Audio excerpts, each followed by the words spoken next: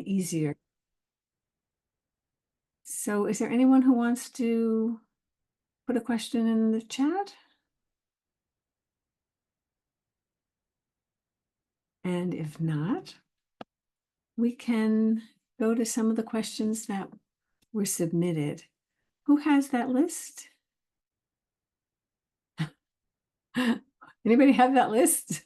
I have it and I sent it to you also, but I can start. Okay, thank you. Thanks, Deb. So the first question was, how can I prevent homework struggles? Who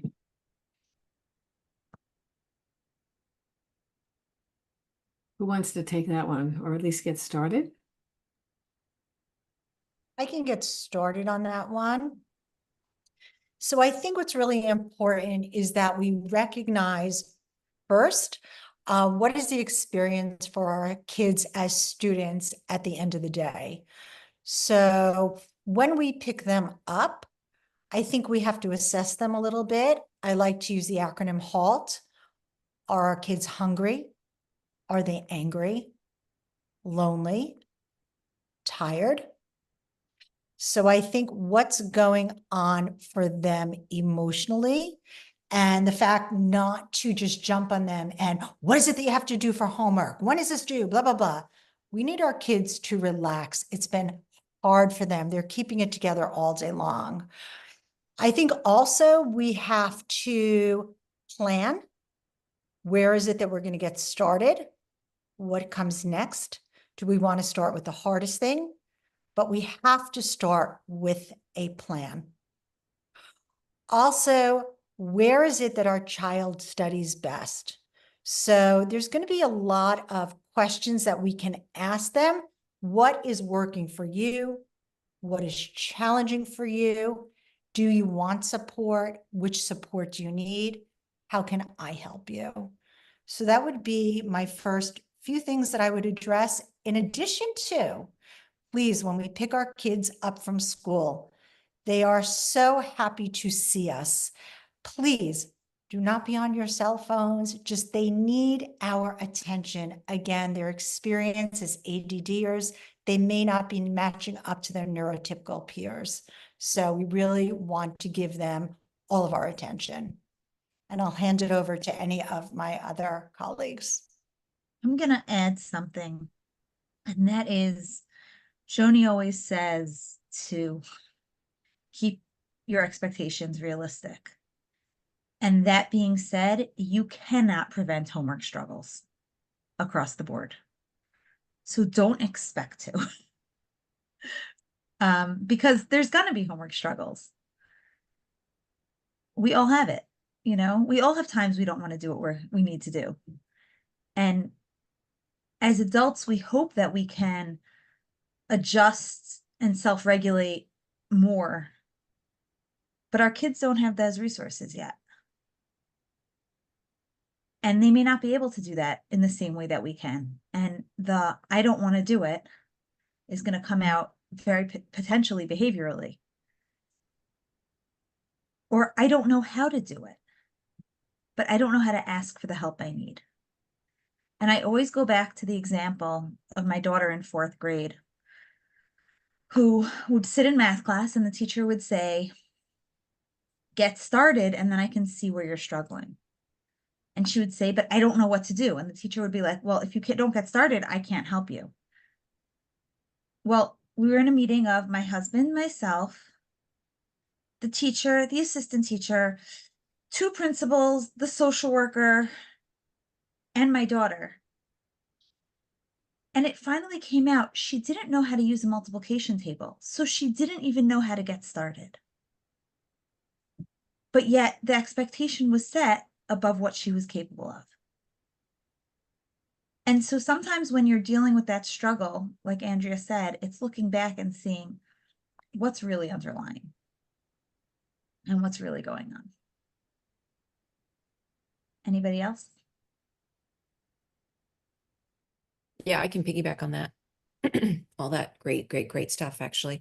To keep yourself calm while this is going on, because, as parents, we start to get dysregulated and catastrophize and get angry or lose their patience or get worried, all those things, right? Super important just to keep your own calm, to meet your kids where they are, not where you want them to be. Because that's what sends us off. Like it's what we think should be happening is not happening. And you just got to take the should and throw it out the window and really meet them where they are, wherever that is. Every day could be different. It doesn't matter. Where are they in this moment? And meet them there. And then the other thing I would say to keep in mind, and it's just really in line with what everyone is saying, is that behavior is communication, and always remembering that behavior is communication. So if they're having trouble with something or whatever, wherever their behavior is, right? They're not doing it to you. They're not doing it to be difficult. They're telling you, I'm having a hard time. And that's, as a parent, that's when it's time to take a step back and take a deep breath and start to get curious. And, I tell parents, stop, drop, and roll. As the energy starts to be escalating, just stop what you're doing, drop the agenda completely, and roll together, which just means connect. Just connect and restore everyone's nervous system, including your own. And then once that's restored, then try and problem solve together. Getting curious. What is the problem even? We don't know. And the only person that knows really is your child. A lot of times we guess, well, I think it's this, I think it's that, or it's probably this. 9 times out of 10, the thing that I thought it wasn't even on the list of things that was bothering my son, but I was sure that was the thing, right? I had to take a step back and get curious and ask and listen. What is the problem here? And a lot of times the first thing they say, the second thing they say, the third thing they say isn't even it. You just keep getting more and more curious until something comes out and they break down crying, or something comes out and you're like, oh, okay. Like, I don't know the times tables, right? It can be shameful. They don't want to say it. It can be, they don't understand it until they're thinking about it and able to process it out loud in a safe environment with you, safe, non-judgmental space, because there's so much shame that comes along with ADHD. So creating that space for them so we can empower them to figure it out themselves, but we're with them. They're not alone. We're with them. And that leads us really right into the next question, unless someone else has something to add. I wanted to say something about helping kids to know themselves as learners. And sometimes we don't know them as learners. Do they learn best in a quiet situation, or do they learn best when there's some background noise? Do they need a break? Do they need a snack? Or do they need to dive right in? Do they need lined pads or lined paper? Do they work better when there's large spaces or smaller spaces? Do they work better when they're alone or when they have somebody sitting at the kitchen table doing something else? I think there's lots of things that we don't articulate or kids don't articulate for themselves, that once we start to talk about, oh, so you're the kind of kid who really does better if there's music in the background or it's perfectly quiet. Because how many parents have said, how can he listen to all that music? Or he needs everything to be perfectly quiet. I can't even tiptoe around the house. That's how, I mean, we're wired a particular way. We've somehow made some adaptations and some adjustments, but I think knowing oneself really is important. Am I a person who learns better listening or reading? I have a young woman in college who really was having a lot of trouble getting started with an essay. So I said, well, tell me what you want to write. Oh, she could tell me easily. And then afterwards she smiled and she said, oh, okay, I can do it now. It was the verbalizing that just helped her. So learning for helping kids to learn for themselves and making observations and checking in with them. Oh, I noticed that you blah, blah, blah. Does that usually work for you? The other thing I would say is when they come home, have some snacks on the table that they can just grab. Because even if they say they're not hungry, if there's something there, they probably could use it, because it will have been several hours before they had eaten, however you make that into a good sentence. So I just wanted to add those few things. I don't know how that fits for everybody else, but my contribution. I also wanted to add that not only for homework, but for really everything we do, we have to look at our executive functions that are strong and our executive functions that are weak. So we may have really good processing speed.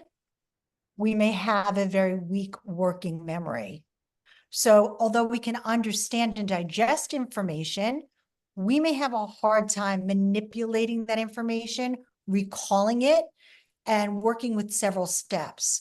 So we're not going to go into a whole thing on executive function right now, but is our child having a hard time with organizing, planning, self-regulating, initiation, emotional dysregulation?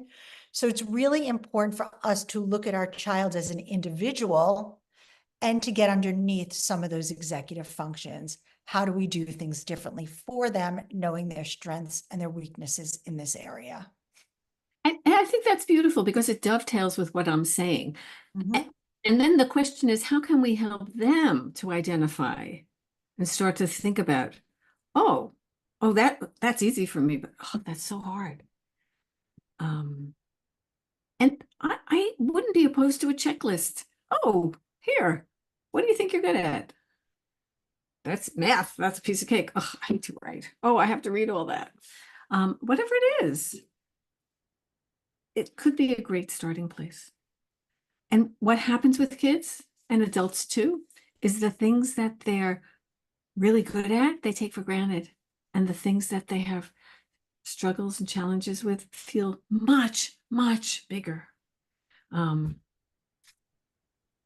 it's hard for them to put it into perspective. It's hard for us as adults. So I would add to that, just piggybacking on what you're saying, is that one of the really cool things that you can do for yourself, and this is a great resource for anybody, but you can also do with your kids, is create a personalized manual. So I have a Deborah manual, and when I'm successful at something, I record it. And I say, here's how I did this. And next time I need to do something that's the same or similar, well, here's what I need to do. And whenever my clients tell me that they had a success, I always say, did you put it in your manual? And when they're stuck, I say, go back to your manual and see if there's anything there that can help you. Because when we are able to do something and we're able to be successful at that something, it gives us clues for the future. So, you know, you had a big project. How did you get it done? And really recording that so that the next time there's a big project, you can remember what worked for you. Because very often when you get to that next time, you're not going to remember.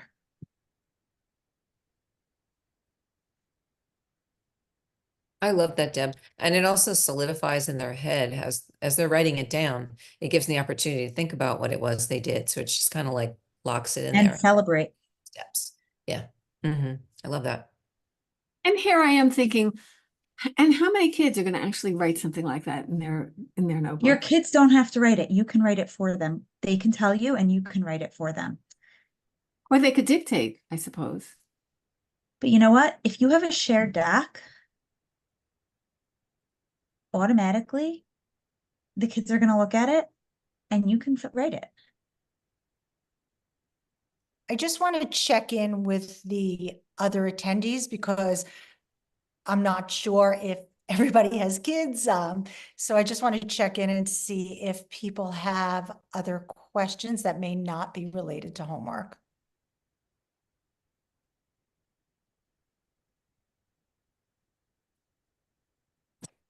I'm one of the attendees. I'm sorry, there's still just noise in the background from kids still being put down. No, I'm happy to hear all of your insights. I did submit a question online about my son with ADHD who has anxious tendencies, but not like full-blown anxiety. And he likes to do like fidget with his body. And in the past year, that's turned into hair pulling. and it's become a problem. Like he's got some bald patches. So we've gone through several rounds of what about this fidget or what about that, or we just recently changed his medication, though I'm not sure if that's helping or not. Like it's also a habit at this point. So anyways, that was my question, but feel free to put that wherever in your queue, and I'm happy to hear any other insights. Well, we could talk about anxiety. Do you use any strategies, Becky, with him that he finds you hard to help him? Yeah. So we've done, well, one thing that we started from even when he was younger was body checks. We call it body checks because a lot of the times he would get emotionally dysregulated because something was wrong physically and he just couldn't feel it. He would be overheated at camp, or he would be over hungry at school, or so that was a good preventative thing, just to kind of keep him on an even keel, because something that presented itself as anxiety later on and he gets frustrated, that was mostly just a manifestation of like physically he wasn't doing well. As he's gotten older, we've found more things that he can do to calm himself. He likes having some quiet time to himself when he can get it. So we try to give him some when he gets home from camp or school. He got into Pokemon, and he likes organizing the Pokemon cards. If his brother gets a new Pokemon card, he will put it in the right place in the binder and then rearrange every single other Pokemon card, and he's happy to do it. He recently got into Calvin and Hobbes comic books. That's also coming. So he's as he's gotten older, he's able to do. He's found a few things that help him calm down. So just that in general keeps him on a more even keel. But even so, even if he's just trying to focus, we're like, well, it's not even necessarily something that he's nervous about. It's just something that kind of something to put that energy, either to get him focused, or if he's worked up and then he starts to, so it can go either way. Becky, I'm wondering if he's been evaluated. Has he had a full neuropsych or a psychoed eval? Yeah, he has. Yeah. And I mean, he was evaluated. So he's 8, almost 9 now. He was evaluated when he was 5. And so I know not everything is caught at that age. And at that age, he was diagnosed with ADHD, and that's basically it. I mean, he has his own kind of quirks. His motor planning is really not great. He can move like a turtle sometimes. Otherwise a bright boy. He also got evaluated by Bergen County Special Services at that time, and they didn't redo the neuropsych, but then 3 years later, which was this past semester, he got reevaluated, and they saw similar things. He can get somewhat easily fatigued. If he's asked to do something kind of demanding for him, writing, he can get somewhat easily fatigued. He has these somewhat anxious tendencies, like they learned when they do these standardized tests. We worked with the school and they put him in a separate room because everybody else is sailing by and that person's clicking their nana, and it's not just that he gets distracted and anxious. So the anxiety kind of pops up sort of with it, but in general, he's a happy kid. So, but the anxiety does, crop up, but it's not like mostly it's not debilitating him. So the ADHD is the only thing that he's officially been diagnosed with. Becky, how does he do socially? He is, thankfully he's a happy, friendly kid. I think especially kids who are a little bit younger than him really like him because he's the oldest in our family, his little siblings, and he's generous and likes to play with them and is gentle and all that. So he's very good socially with kids, even like a year younger. His age, he does fine. Like he has friends, but he is on a different wavelength, He'll get distracted by something and he's holding up the line and they're like, move, go, He went to a baseball party. He doesn't really know how to play baseball. Sure. And I saw the ball like come to him and he didn't get that, like, you don't have to pick up the ball with your mitt. So he just bent over and just had his mitt basically covering it. And they're like, oh, to go. Like he's not at that kind of like high boy, urgent kind of energy wavelength. So some of the kids in the class, he's not destined to be friends with, but he does have friends, so he's not like a social butterfly, but he does well enough. Can I give you a piece of advice? Yeah. So first, I would have him seen by an OT if he's not already in OT for some of the motor issues, because that's really common with autism and ADHD. And then second, I would have him evaluated by somebody who understands autism and ADHD, because it sounds like he might have autism, might be Mhm. a unique flavor of autism. Mhm. A lot of the things you meant, look, autistic people can have friends and do fine in social situations, but it's really about the internal experience. And the fact that he gravitates towards younger kids could be indicative of a sense of comfortability with younger kids because of his siblings, or it could be due to his social differences with peers his age. Mhm. Mhm. Mhm. I would Mhm. definitely have him evaluated, because you've mentioned a few things that have made my ears go, oh, sounds like a kid who might be have a missing diagnosis. And that might do some explaining. Some of his strategies for dealing with anxiety and, how he kind of regulates himself. Especially because it sounds like most of his anxiety techniques are body-based, which is a very typical autistic thing. We need that body input, and especially if you can do any bilateral kind of input, so then you're having the brain process what's happening more. Ellen, what's the word I'm looking for? In a more integrated way. I'm In a not more, sure. yeah, in a more integrated way, so that Mhm. it's not then just, oh, I can't play baseball again because of this thing that happened. It's, oh, I remember when I played baseball and this thing happened and yeah, that was difficult. And now next time I know that I'm gonna use my free hand to pick up. Vicky, I just wanted to Mhm. mention, if you wanted to go deeper into evaluation, the Child Mind Institute in Manhattan, Mhm. if you go through the Healthy Brain Network, they give free neuropsychs, like $7,000 neuropsychs. Their It has to be through the Healthy Brain Network, because if you just call Child Mind, it's a fortune. So Right. like focus on that part. Mhm. Mhm. Mhm. Right. Okay. I had my son diagnosed there. The report was about this big, and they really look into every single thing. But like Deb said, it's the child mind, but go through only the Healthy Brain Network. Otherwise, you're going to be paying the big bucks. And Maybe pay the maybe big bucks. the If you want to pay the big bucks or you don't want to wait, there are people that we can refer you to. Thank you. And then I will add in from the other side, and I'm not discounting what anybody else said, but I will say a lot of my experiences with younger kids. And very, very often, when you have a kid that's hyper focusing on certain activities, and not, let's say, baseball, right? They're gonna be socially not on par potentially with their classmates, and may do better in a class that's under them or a class that's above them, just because of likes and dislikes. And, you know, the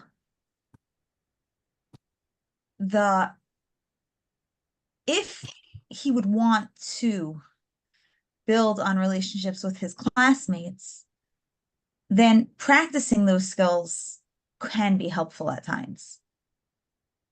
The other thing that I will say is that in my experience, and again, I'm not a doctor, I'm not a therapist, but my personal experience is a lot of these, I would call it tics of like pulling hair or biting nails, can be a side effect of medicine. And one of my kids would get infections on their fingers every other month from biting their nails. And when they went off all stimulants at one point, it just disappeared. So there could be something deeper, very, very could be, but it can also be a side effect that most psychiatrists just don't talk about. So that's my personal experience. Thank you. And now that we've overwhelmed you, I hope some of it ends up being helpful. Thank you. for Yeah, us. thank you. Are we ready to move on to other questions or comments from people? What were some of the other questions? Deb, you have the list in front of you. Yeah. Okay.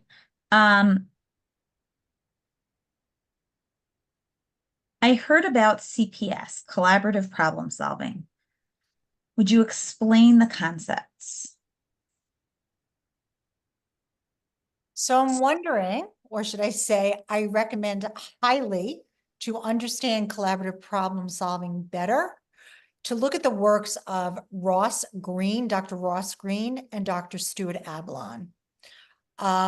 The book that I would recommend that Dr. Green wrote is called The Explosive Child. And I know all the coaches on the call could talk a lot about this because it's very much the basis of our work. And the motto is, if our kids could, they would. There is no child that does not want to do well, but if they're not, there's something getting in the way.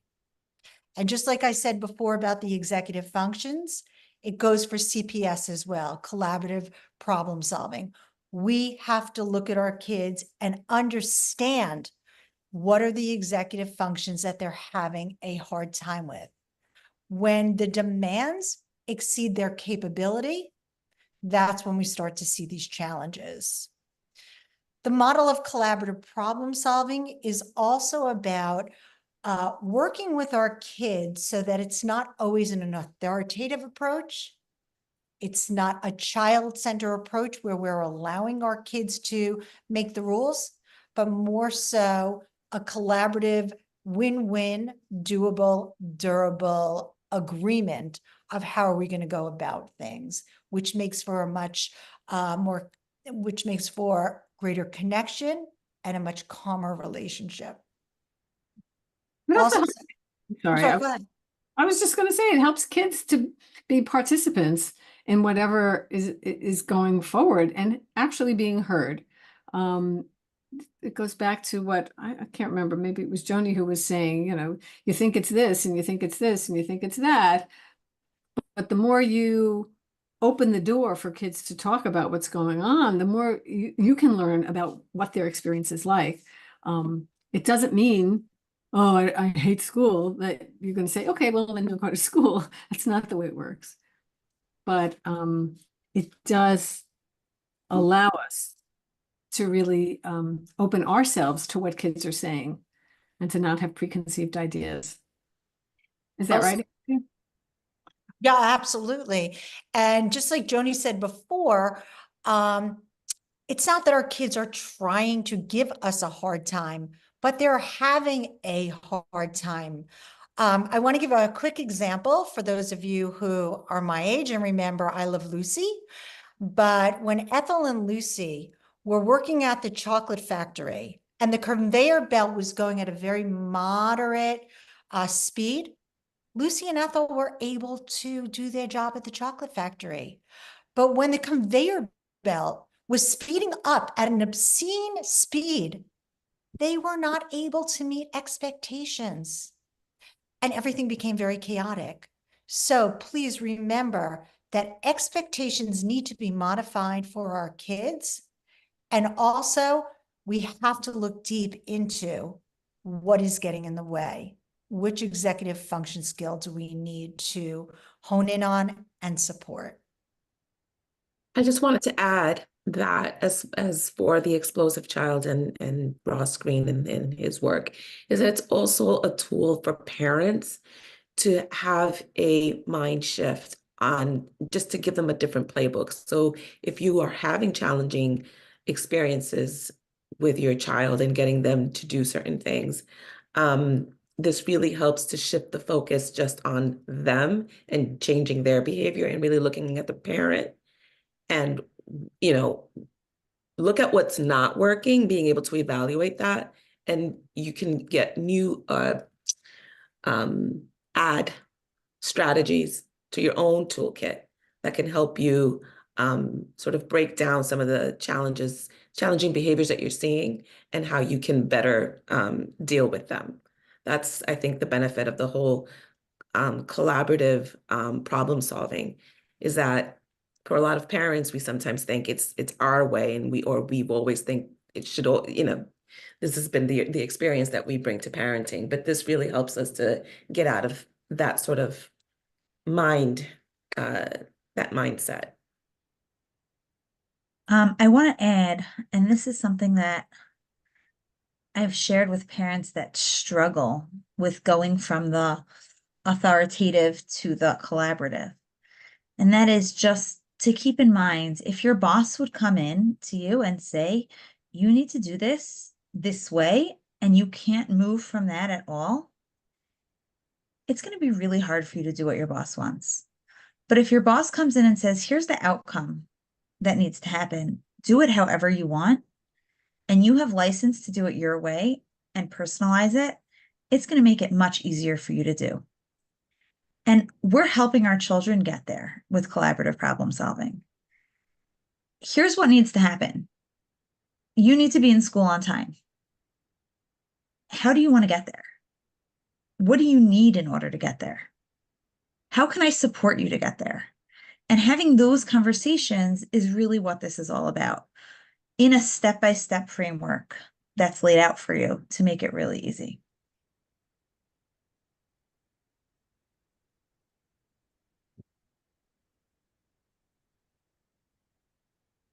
And that's just the tip of the iceberg when you're talking about CPS. There's a video. Andrea, I don't know who did the recording where there's a video. Was it? I can't remember. One Kids of our do well if they can. no, one of our speakers had a video of a parent and a child, and the parent was using the CPS model. Who was that? Do you remember? I have it. I have it. Let me just put it in the chat if we can. Ooh, okay. So it's a father having a conversation with, I'm not going to play it, but I'm going to, let me just get actually, let me try to get it for you guys. You don't have to wait for me. When I get it, I'll put it into the chat. It's a wonderful depiction of a collaborative problem solving conversation. And the only other thing that I'll add is we as parents need to come from a place of empathy rather than anger and frustration. And sometimes it's really hard to have that empathy. It's not that our kids have chosen to have ADHD or have executive function weaknesses. So let's try to pivot our perspective on things and come from that place of empathy. I'm gonna mute. Yeah, which kind of goes back to meeting your kids where they are, not where you want them to be. Right. And so accessing your own understanding of where they are and how hard that is for them, because they have expectations on them that they might not necessarily be able to meet, or they're struggling to meet, and what that feels like. And putting yourself in their shoes and how you would want to be treated. It's treating our kids with respect. How do you want to be treated in that situation? And then And give them the same yet, respect. and yet the reality is sometimes we just get pissed off. We didn't eat. We were rushing around all day. They pushed a button. So some of the work is with ourselves. And it sometimes means we have to walk away, go to the bathroom, put our hands under cold water, hot water, whatever does it for you. Kind of bring yourself back into the present moments instead of our own reactivity, which is bound to happen. And not only that, but using those opportunities to model for our kids. I was really hungry. I probably should have eaten before I talked to you, because that's how I react when I'm hungry. Or even just modeling apologizing is so powerful for our kids. And for our relationships with our partners, by the way. Absolutely. Because it's not like we're not going to do things wrong. We're always going to do things wrong. It's modeling what to do after you do something wrong or after you do the thing that you wish you hadn't. Right? And that's what we can model for them. Our kids do what they see, not what we tell them to do. Over and over and over again. I often, when I give my workshops, I often ask parents in the class to role play a collaborative problem-solving situation. So I'll throw out a situation. The mom wants a boat, the dad does not. How do we have this collaborative conversation where we can walk away feeling that we were heard, seen, we were able to express ourselves, and hopefully come out with that win-win, doable, durable result. Practice it. Not easy, but practice. Yes. I'm curious, Charles and Cynthia, what ages are your kids? Like what brings you here tonight? So we can make sure that we address questions that are important to your experience. In my situation, it's not necessarily a kid, it's just an adult client with ADHD. Are there any specific questions that you're running into?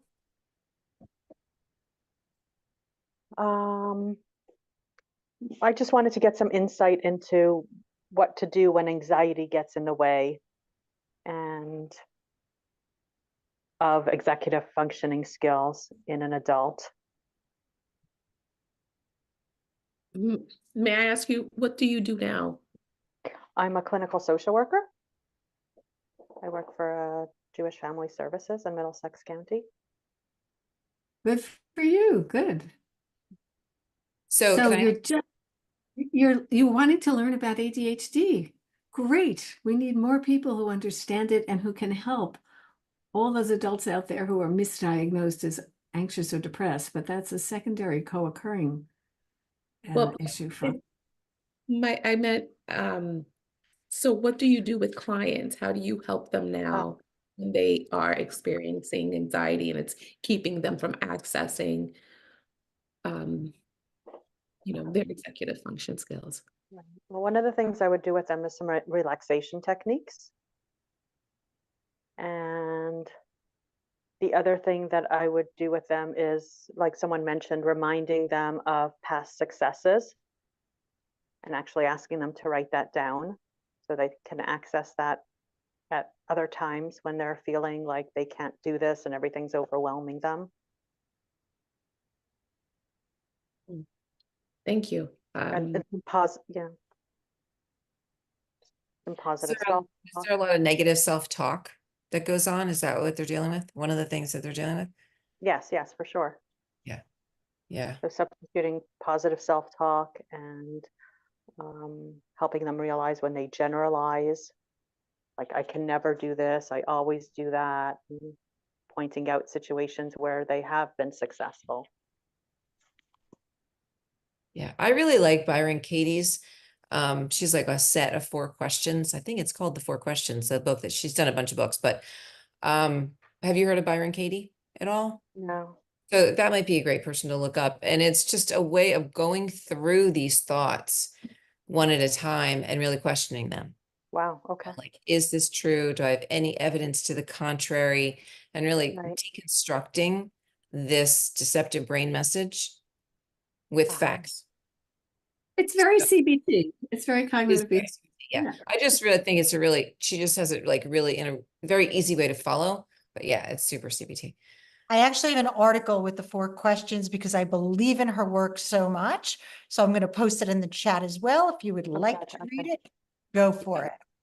Thank you. Yeah, she also has a lot of free stuff online where she is working with people. Like she'll do demonstrations. Oh, wow. If you go to her website, you can find it. So you can actually see her working through it with people. You can watch it, your client can watch it, so they can start to really take in how to do this process for themselves. Great. Thank you. I would also recommend bringing humor to sessions. as you work with people, especially Sorry? people. I would bring humor into Oh, session. humor. Yes. You know, there you go again. That negative, you know, that gremlin is coming and talking on your shoulder, that negative talk. And laugh, because once you can separate yourself from the automatic cognitions, it can change the relationship to them.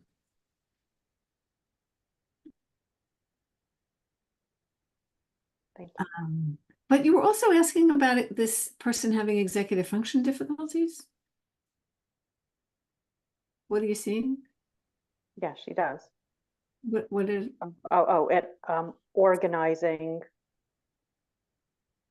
Organizing her day, organizing her stuff, making decisions.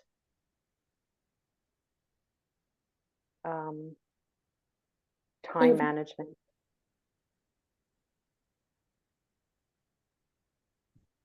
So I think that in itself, having these executive function struggles can also make us anxious. And something like organizing, not just organizing our desk or our paperwork, but let me organize my thoughts. If I'm in a social situation, what is it that I want to say? How do I follow this conversation? So I think really digging in and finding those weak spots for the executive function can also help us to reduce the anxiety. But I always recommend really prioritizing which is the executive function that's really getting in the way, because there's so much work that we can do around it that it can seem very overwhelming. I have a resource too for just the organizational piece as far as planning and how to keep a planner and how to organize your day and actually get the things done that you intend to get done. And then at the end of the day, none of those things got done. And you're like, how did this happen again? So Lynn Idris, Lynne, I think, Edris, does a lot of work in teaching how to use your planner effectively, how to actually capture everything so you can be more intentional about your day, your actions, you know, how you can get the things done that you want to get done. So I think she's a great resource for that.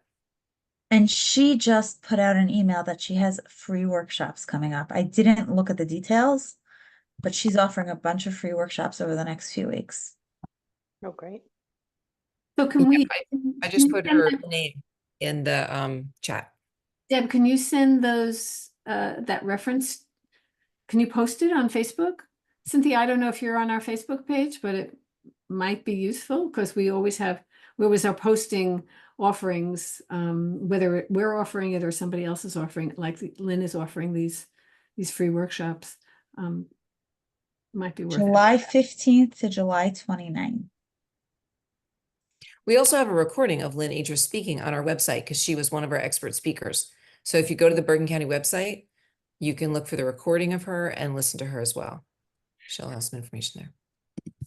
So, so in terms of, I'm back to organizing and time management. So for some people, it's a spatial issue. And I think about organizing in terms of organizing time and organizing space. And I think of them as separate things. But it would be helpful to find out if this person does have trouble organizing or spatial organization. Is it that she can't prioritize? Is it that she has difficulty estimating time? Is it that if she has it written down, she can follow it, but she doesn't get to write it down? If it's written down, that she still can't follow it? If it's written down and she still can't follow it and she sets an alarm, does that help her? I mean, it's almost like there's stages to look at in terms of where it breaks down for her and what actually does work. Because I always like to go with what does work for people. And it may be, you know, it may feel this big to them, but then we can sometimes build on that. Yeah, and all that being said, important to work on one thing at a time. because we can't work on everything at once. It's just overwhelming and it's not doable. So one thing at a time, and if that feels overwhelming, you make it smaller. And if that feels overwhelming, you make it smaller until you're doing the thing that feels doable and you're practicing that. And then, like Ellen said, then you build on that. Is there a famous quote? Who did that quote about if you're not succeeding, it's too the thing you set up for yourself is too big? Come on, somebody's got to know who. Is this a Barkley quote or no? I don't know. Okay, well, basically, here's what it says. If you're not succeeding, the project you made is too big. Okay, make it smaller. Okay, that's too big. Make it smaller. Make it smaller. Make it so that you can take that baby step, whatever it is. And it could be a baby step, but at least there's a baby step that you get to take. It's still a step Right. in the direction you're trying to go. Yep, And yep. celebrate successes and celebrate successes and celebrate successes. Because even the smallest steps forward are really giant leaps. I just want to say that's so important, Mhm. especially when we're feeling so overwhelmed with trying to get something done. Being able to celebrate that small thing and before removing, acknowledging it, just acknowledging that one thing that you were able to do. I think it gets lost for a lot of people because they think, oh, I did that one thing. It's small. I got it out of the way. Let me move on to the next thing. But it's really those small successes that help us, make a dent in those the long list of things that we always have to do. And it shifts our focus. Absolutely, Jada. And it shifts our focus from what isn't working to what is working. Because there are so many things that are working, but we actually have to look at it and think about it and pay attention to it. And that can untether us from the negative, what isn't working. Like they're still there. We're not pretending they're not there, and these things are happening too. So the more, what we focus on grows, the more we see what's working, the more we're going to be see what's working, the more our brain is going to be looking for what's working. So, I think a lot of us start our sessions with, let's talk about a couple of wins. What went well this week? And the reason that we do it is because we want to shift the focus to look at all these things. Okay, we're going to address the challenges. Super important to recognize all these successes, and it shifts your whole mindset, feeling that you can accomplish things and your task. And it's an upward spiral. Yep, Teflon. Our brains are Teflon for positive stuff. So we want to get rid of the Teflon, have it be a little stickier, highlighted. Charles just put in the chat that there's a Chinese proverb. The longest journey begins with a single step. That's a good And one. that is really the whole premise of my favorite book that I can never remember. James Clear, the Habit book. Atomic Habits. Atomic Habits. Thank you, Andrea. I can never remember the name of this book, but I love Very it. good. And he says, the teeniest change is going to snowball. And that waking up 2 minutes earlier in the morning can ripple your whole morning. It's just to add to that, it's the 1%, it's getting better at things 1%. Isn't that 1% improvement? Like if you try to just do 1% improvement over a day, in one day, over time, you have that much more improvement, right? Yeah, and you can focus on the thing that you want to change that day. Like, I want to feel braver today. Like I want to get braver. I want to get more courageous. Okay, so today I'm going to be 1% braver. What does that look like? What does that look like to me to be 1% braver today? And then I'm going to do that thing. And then you do that every day and it builds and builds and builds until you've accomplished the thing that you wanted to do 1% at a time.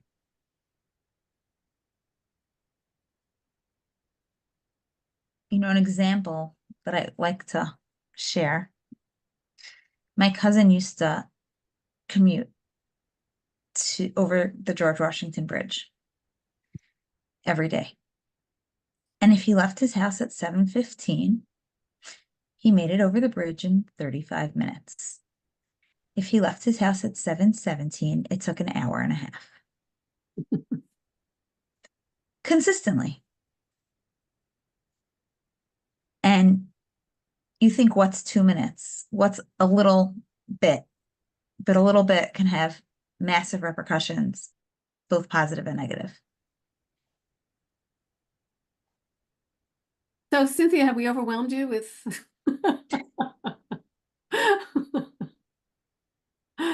Well, now we can jump to Charles and we can overwhelm him.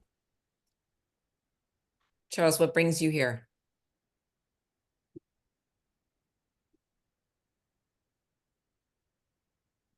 Well, I think I've known Ellen for a couple of decades now. So that's what kind of brought me here. I'm familiar with the CHADD group in Bergen County. I live in Stanhope now. It's just interesting where decades ago, the journey is the same. The journey is the same. You know, it's everything that you spoke of just rings true with everything that I already experienced. And it's just interesting to see how the perspectives are much more, you ladies are much more professional and thoughtful and educated. And back then, when I was starting, it was more conversational and experiential. You know, what happened to you? What happened today in school? What was, you know, it wasn't like we're referring to, you know, Barkley had just come in and all that other kind of, there wasn't much literature.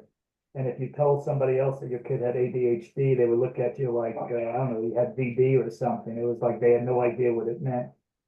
So it's interesting to just listen to where everyone is.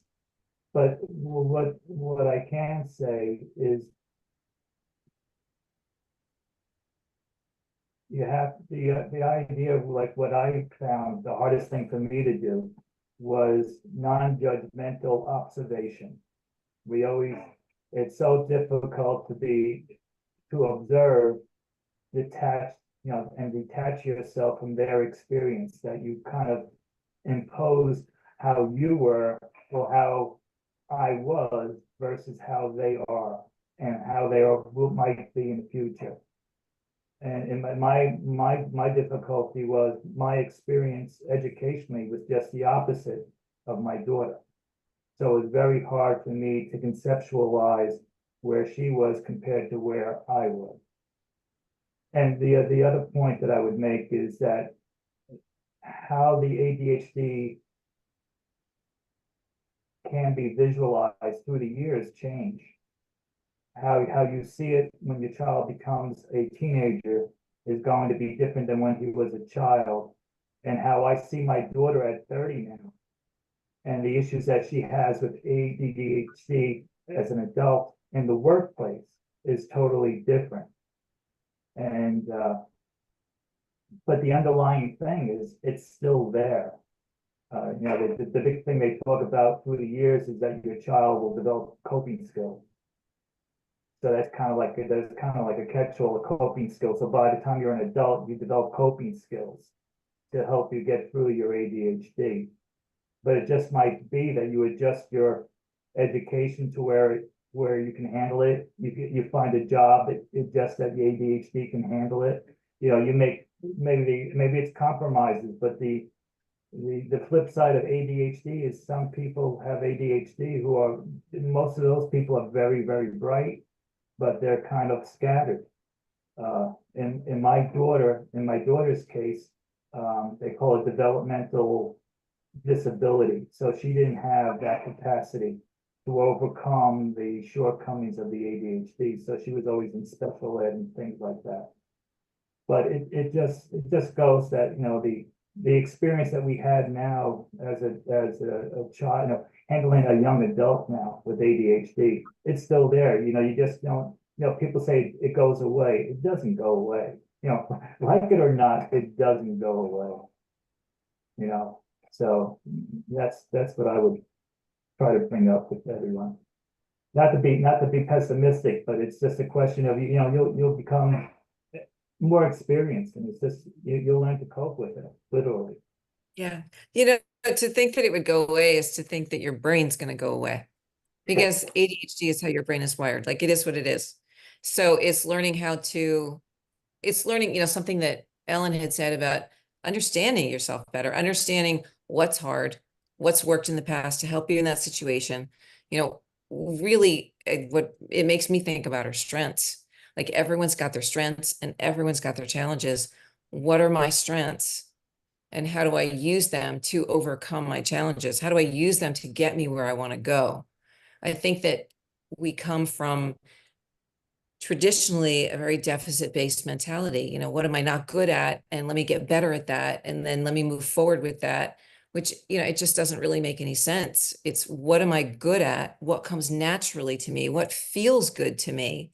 And let me move forward with those things to help me accomplish my goals. First of all, I will feel better while I'm doing them because I'm using skills that I have that are easy for me to use and feel good when I use them. And I will keep going with it because it's easier for me to keep going because I'm using my strengths. And so I won't give up, and I will accomplish the task, and I will reach my goal. But if I use the things that I'm not good at, and those are the things, like Ellen, you said in the very beginning, like the things that we're not good at, they take on a life of their own. And those are the things that become important and valued for some reason because I'm not good at them. So they must be the important things. And I disregard the things that are my innate strengths. It leaves me struggling through life. But if I recognize what my strengths are and I use them to move myself forward, I make my life so much easier. And it feels better. And I talk about getting into flow. That's where I find flow, is I use my strengths to get me where I want to go. So helping our kids understand what their strengths are, what their challenges are, coping mechanisms around the challenges, like what have I done in the past? What can I do to support myself? How do I create this calendar, to keep track of all the things I need to do? When do I need reminders? What do I do to support myself with the things that aren't so easy? How do I use the things that do come naturally to me to do that? And what job works for me? I was a lawyer for several years. And one of the things that I had to do was I had to keep my time in 6-minute increments. I am completely time blind. It was horrible. It was absolutely horrible for me. It was not the job for me. I was smart enough to do it. It was terrible. So finding the things, understanding what our strengths are, and going with our strengths. Super important for everyone. As well as exercise, having fun, finding some outlets that really help us, getting enough sleep, getting fresh air, having us good nutrition. I mean, the kinds of things that are recommended all over for all kinds of things really help ADDers have an easier time. And I always like to include meditation. And if not meditation, at least bringing mindful moments into life. Ellen, I'm sorry. Meditation actually has been shown to change the brain.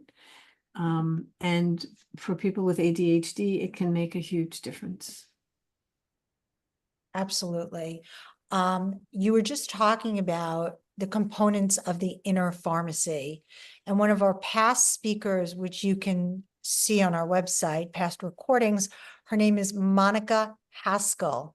And she talks a lot about everything that Ellen just mentioned, the inner pharmacy, the sleep, the nutrition, the meditation, the exercise.